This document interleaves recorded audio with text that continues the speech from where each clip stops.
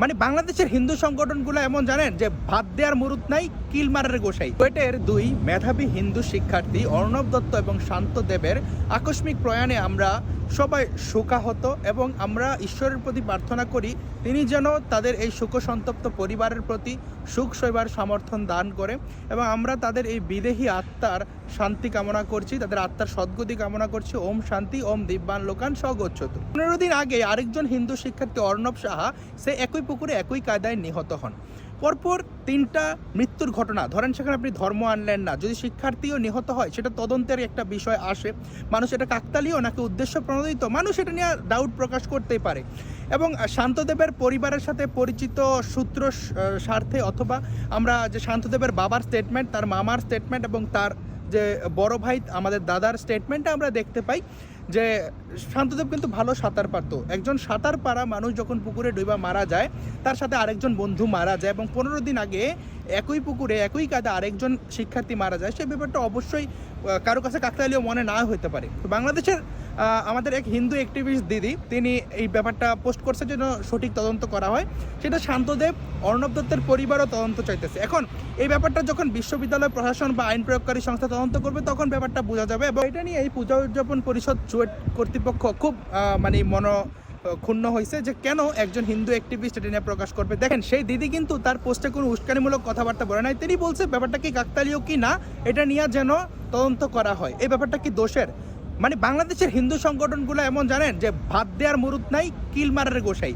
আর বাংলাদেশে যারা হিন্দু সম্প্রদায়কে নিয়ে কাজ করে তারা হলো যে মান্দার গাছে যেমন কাঁটাযুক্ত গাছে পিঠ ঘষার মতো। আপনি এই পূজা উদযাপন পরিষদ চুয়েটের আপনি পেজে যান, সেখানে গাইবান্ধায় যে প্রকাশ্য জনসভায় যেসব মৌলবাদী সন্ত্রাসীরা ভগবান শ্রী রামচন্দ্রের ছবিতে জোতা নিক্ষেপ করছে প্রকাশ্য দিবালোকে, তাদের কিন্তু এখনো পুলিশ ধরে নাই, সেটা নিয়ে কোনো বিবৃতি তারা দেয় নাই। বাংলাদেশের অনেক বেসরকারি বিশ্ববিদ্যালয়ের পুজো উদযাপনের যে সংগঠনগুলো আছে তারা কিন্তু বিবৃতি দিয়েছিল। উদযাপন পরিষদ চুয়েটের দাদাদের যে উদ্দেশ্যে আমি উইথ ডিউ রেসপেক্ট বলতে চাই, আপনারা হয়তো সংখ্যালঘু ভালো দাদা সাজতে সেখানে বলছেন যে আমরা অসাম্প্রদায়িক বাংলাদেশ চাই, এটা আমরা সবাই চাই। আমি বুঝি যে আপনারা কিভাবে কি অনেক কিছুই থাকে, যাই হোক সেটা বলা উচিত না। কিন্তু দেখেন আপনি যদি একটা হিন্দু অ্যাক্টিভিস্টকে আপনি ডিমিন করে তারপরে পোস্ট করেন, আপনাদের বিপদে কিন্তু বা হিন্দু সম্প্রদায়কে নিয়ে কাজ করার ক্ষেত্রে কিন্তু তারা দুইবার ভাববে এবং তারা মনে করবে তাদের জাতি তাদের সাথে বিট্রে করতেছে। সুতরাং আপনারা অসাম্প্রদায়িকতা বা সম্প্রীতির বার্তা দিতেই পারেন দাদা, আপনাদের প্রতি আমি রেসপেক্টফুলি বলতেছি, আপনারা সেটা নিজেরা দিতে পারতেন।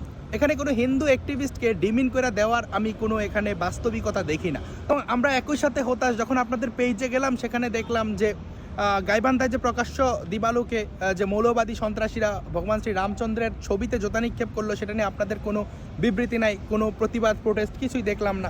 জানি না যে পুজো উদযাপন পরিষদ চুয়েটের এটা কার শাখা সংগঠন বা অঙ্গ সংগঠন, বাট মেইন পুজো উদযাপন পরিষদ আমি সরি টু সে মানে দেখতে সবসময় রুলিং পার্টি বা মেজরিটি সম্প্রদায়ের যে সাথে তাল মিলায় চলার চেষ্টা করে, তাদের ন্যারেটিভে সাবস্ক্রাইব করে। বাংলাদেশের কন্ডিশন আমরা সবাই বুঝি, বাংলাদেশের সব কিছুই আমরা বুঝি, কিন্তু একজন হিন্দুকে যখন আপনি ডিমেন করে দিলেন সে কিন্তু তার সম্প্রদায়ের জন্য যে কাজ করার যে স্প্রিয়া সেটা হারাইয়া ফেললো।